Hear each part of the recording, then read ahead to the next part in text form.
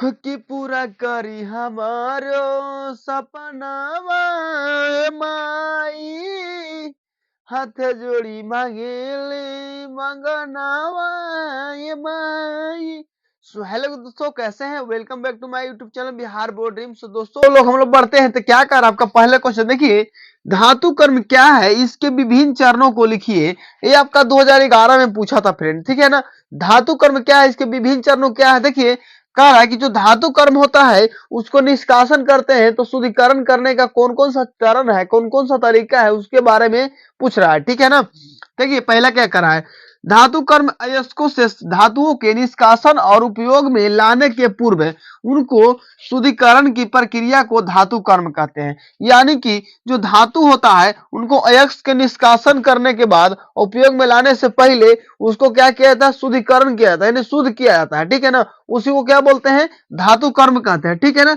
धातु कर्म के मुख्यतः निम्नलिखित चरण होते हैं। धातु कर्म के निम्नलिखित चरण होते हैं जो इस प्रकार है। प्रारंभिक उपचार होता है, दूसरा क्या है, सांद्रित अयस्क का भर्जन या जारण होता है। तीसरा क्या है, अवकरण होता है, ठीक है ना। चौथा होता है सांद्रित अयस्क का निस्तापन होता है। और पांचवा है शुद्ध धातु का शोधन होता है। ये पांचों जो है आपको करना होगा, तभी आपका धातु जो क्या है मुख्य रूप से शुद्ध हो पाएगा, ठीक है दोस्तों। चलिए इतना लिखिएगा तो आपको 3 नंबर मिल जाएगा, ठीक है ना। अगला देखिए, कह रहा है ऐसे धातु का एक एक उदाहरण दे जो कमरे के ताप पर द्रव है। दूसरा में है चाकू से काटा जा सकता है। तीसरा में है उष्मा का कुछ चालक है। तीनों का क्या करना है, एक एक उदाहरण देना है, ठीक है प्यारे बच्चों। देखिए पहला का उत्तर देखिए, पहला जो है कमरे के ताप पर द्रव अवस्था में पारा रहता है। कमरे के ताप पर द्रव अवस्था में पारा रहता है। सोडियम को चाकू से काट सकते हैं, सोडियम को चाकू से काट सकते हैं। लेड, मरकरी, उष्मा का क्या है, उष्मा का और सुचालक जो है, ठीक आपका है। सोना है, चांदी है, ये है क्या, उसमें। ये सब उष्मा के अगला प्रश्न कुचालक की है, ओर ठीक है। बढ़ते हैं। देखिए अगला प्रश्न क्या कह रहा है, लिथियम तथा पोटेशियम के परमाणु द्रव्यमानों का औसत क्या है। लिथियम तथा पोटेशियम के परमाणु द्रव्यमानों का औसत क्या है। देखिए लिथियम का जो परमाणु द्रव्यमान होता है मेरे प्यारे बच्चों 7 होता है, ठीक है ना। और उसके जो होता है पोटेशियम का परमाणु द्रव्यमान 39 होता है। और ये दोनों के परमाणु द्रव्यमानों का औसत, औसत यानी कि क्या करना है, जोड़ के दोनों तत्वों को क्या करेंगे, जोड़ देंगे। दोनों तत्वों को जोड़ के उसमें से दो तत्व है, लिथियम है या पोटेशियम है, तो 2 से भागा दे देंगे। देखिए 7 प्लस 39 तो 2 से भागा देंगे, ठीक है ना। तो 7 39 कितना होता है, 46। 46 को काटिएगा 2 से तो 23 बार में कट जाएगा। तो यही आपका जो है ना, ये क्या है आपका लिथियम तथा पोटेशियम के परमाणु द्रव्यमानों का औसत हो गया, ठीक है ना। लिथियम तथा पोटेशियम के परमाणु द्रव्यमानों का औसत 23 होता है। याद रख लीजिएगा, ऑब्जेक्टिव में भी काम आएगा और सब्जेक्टिव बनाने के लिए कहेगा तो इस तरह से बना ही दीजिएगा। चलिए अगला प्रश्न देखते हैं। वीडियो में आगे बढ़ने से पहले अगर आपने मेरे चैनल को सब्सक्राइब नहीं किया तो हाथ जोड़ के विनती है भाई आप लोग से, चैनल को प्लीज सब्सक्राइब कर लीजिए, छोटा यूट्यूब। तो अगला प्रश्न देखिए क्या कर रहा है, कारण दे कि सोडियम को किरोसिन तेल में डुबोकर क्यों रखा जाता है। ये आपका 2016 में पूछा है, 2018 में भी पूछेगा। देखिए 16, 14 दो 16, दो 18, दो 20, दो 22, दो 24, यानी कि 2024 में जरूर पूछेगा भैया, ठीक है ना। तो इसको मोस्ट वीवीआई में डाल दीजिएगा आप, ठीक है ना। 2-2 साल के अंतराल में पूछा है, ठीक है ना। तो चलिए क्या कारण दे रहा है, कह रहा है कि सोडियम सक्रिय धातु है। सोडियम क्या है, सक्रिय धातु है जो वायु में उपस्थित ऑक्सीजन से क्रिया करके सोडियम ऑक्साइड बनाती है। सोडियम एक सक्रिय धातु है जो वायु में अभिक्रिया करके क्या बनाता है, सोडियम ऑक्साइड बनाती है। यह पानी से अभिक्रिया करके सोडियम हाइड्रोक्साइड तथा हाइड्रोजन गैस बनाता है, ठीक है ना। हाइड्रोजन गैस बनाता है। वायु में खुला छोड़ दिया जाए इसको तो इसमें क्या पकड़ लेता है, आग पकड़ लेता है। यही कारण है कि सोडियम क्लोराइड को सोडियम को किसमें डुबा कर रखा जाता है, तेल में डुबा कर रखा जाता है, किरोसिन तेल में, ताकि उसमें क्या हो, आग ना पकड़े, ठीक है ना। देखिए बच्चों अगला क्वेश्चन देखिए क्या कर रहा है, धावनिक किसे कहते हैं। धावनिक किसे कहते हैं, आपका दिया हुआ जब धातुएं किसी कठोर वस्तु से टकराती है। जब कोई भी धातु कोई कठोर वस्तु से टकराती है ठीक है ना। तो उसमें से क्या उत्पन्न होता है, ध्वनि उत्पन्न होता है, ठीक है ना। इससे इसे धातुई ध्वनि कहा जाता है। जब ध्वनि उत्पन्न होगा कोई भी धातु से तो उसको धातुई ध्वनि कहेंगे, ठीक है ना। इस प्रकार के धातुएं की ध्वनि की कहलाता है, इस प्रकार की धातुएं ध्वनि कहलाता है, ठीक है ना। इस प्रकार की धातुएं ध्वनि कहलाता है, ठीक है प्यारे बच्चों। तो अगला देखिए क्या करा, चांदी, सोना एवं प्लेटिनम का उपयोग आभूषण बनाने में किया जाता है, क्यों। चांदी, प्लेटिनम, सोना सब ये सब है, इसका आभूषण यानी गहना बनाने में क्यों किया जाता है, ठीक है ना। इसको देखिए, चांदी, सोना एवं प्लेटिनम काफी बेशकीमती धातुएं हैं, यानी महंगी धातु है। बेशकीमती यानी महंगी धातु है, ठीक है ना। यह प्रकृति में मुक्त अवस्था में पाए जाते हैं। जो सोना है मेरे प्यारे बच्चों, चांदी है और प्लेटिनम है, प्राकृतिक में मुक्त अवस्था में पाए जाते हैं। साथ ही इनकी अभिक्रिया जल के साथ और ऑक्सीजन के साथ नहीं होता है, जल और ऑक्सीजन से अभिक्रिया नहीं करता है, ठीक है ना। वायु के ऑक्सीजन और जलवाष्प की उपस्थिति में इसका कोई संचरण नहीं होता है। यही कारण ना संचरण होने के कारण ही इसका उपयोग क्या करते हैं, गहना बनाने में करते हैं। और नहीं तो लोहा का नहीं बना लेते हैं, अल्युमिनियम का नहीं बना लेते, टीना का नहीं बना लेते। लेकिन ये सब क्या करता है, वायु में उपस्थित जलवाष्प से क्या करता है, अभिक्रिया करके उनका संचरण होने लगता है, यानी कि उनको जो उसके में क्या लगने लगता है, जंग लगने लगता है, जिसके कारण उसका उपयोग हम करते हैं गहना बनाने में प्यारे बच्चों। तो क्या होता, हमको गहना 2-4 महीना में क्या होता, खराब हो जाता है ना। इसीलिए क्या करते हैं हम लोग, प्लेटिनम, सोना, चांदी को गहना बनाने में उपयोग करते हैं। चलिए अगले प्रश्न की ओर बढ़ते हैं। अगर अभी तक आपने मेरे चैनल को सब्सक्राइब नहीं किया है मेरे बच्चों, तो सब्सक्राइब कर लीजिए, ठीक है ना। कर तनु अम्ल HCl के साथ Al2 यानी एल्युमिनियम, मैग्नीशियम, जिंक और आयरन की अभिक्रियाओं का समीकरण करना है, समीकरण लिखना है, ठीक है ना। अब देखिए किस तरह से आपको अभिक्रिया करवाया जाता है। मान देखिए आपका हाइड्रोक्लोरिक अम्ल दिया हुआ है, तनु अम्ल दिया हुआ है, यानी हाइड्रोक्लोरिक अम्ल दिया हुआ है कि Al के साथ यानी एल्युमिनियम के साथ और HCl के साथ अभिक्रिया करवाना। देखिए HCl तो Al प्लस HCl कर दिए, ठीक है ना। अब इस पे एल्युमिनियम के ऊपर प्लस चार्ज रहता है और हाइड्रोजन के ऊपर प्लस चार्ज और माइनस चार्ज होता है क्लोरीन के, ठीक है ना।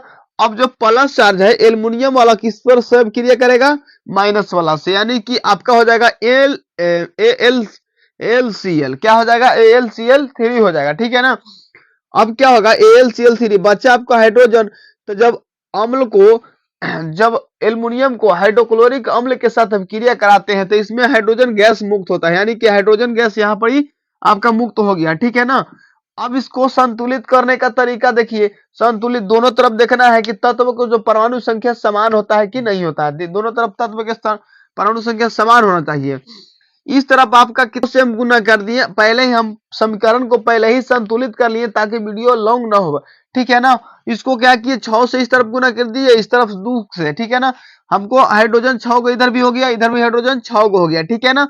इधर कितना हो गया, एल्युमिनियम 2 को हो गया, एल्युमिनियम इधर देखिए 2 को हो गया, ठीक है ना।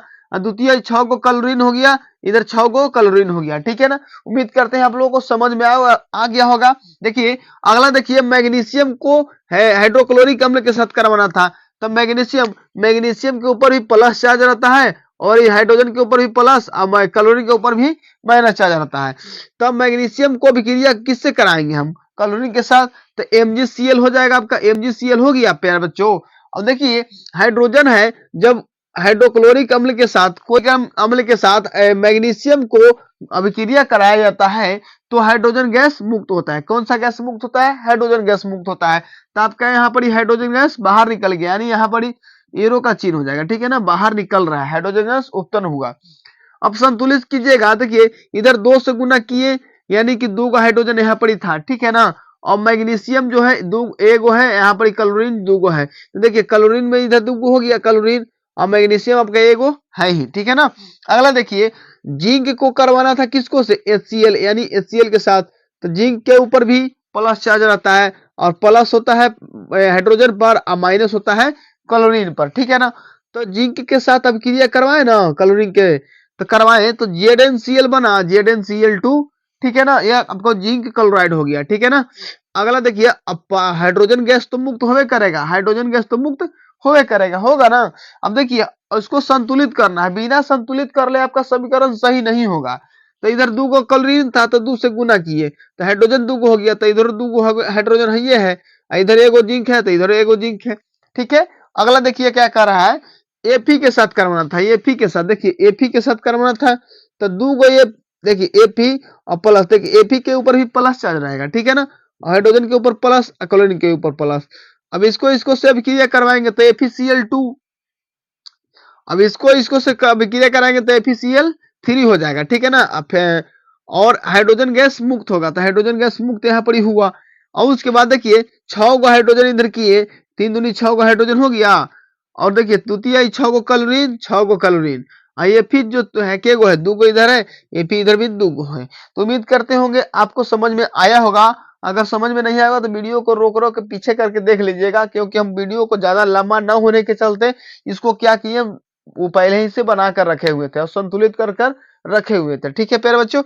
अगला देखिए, संयोजी इलेक्ट्रॉन क्या है, संयोजी इलेक्ट्रॉन क्या है, सोडियम परमाणु स्थित संयोजी इलेक्ट्रॉनों की संख्या क्या होगी। सोडियम में जो परमाणु स्थित होता है उसको संयोजी इलेक्ट्रॉनों की संख्या पूछ रहा है। सबसे पहले देखिए संयोजी इलेक्ट्रॉन क्या कहेंगे, किसी भी तत्व के बाहरी कक्षा में उपस्थित इलेक्ट्रॉनों को जो रासायनिक क्रिया में भाग लेते हैं उसे संयोजी इलेक्ट्रॉन कहते हैं। जैसे बाहरी कक्षा में मान लिया जाए सोडियम के ही बात कर लेते हैं, तो सोडियम का परमाणु संख्या कितना होता है, 11 होता है ना 11।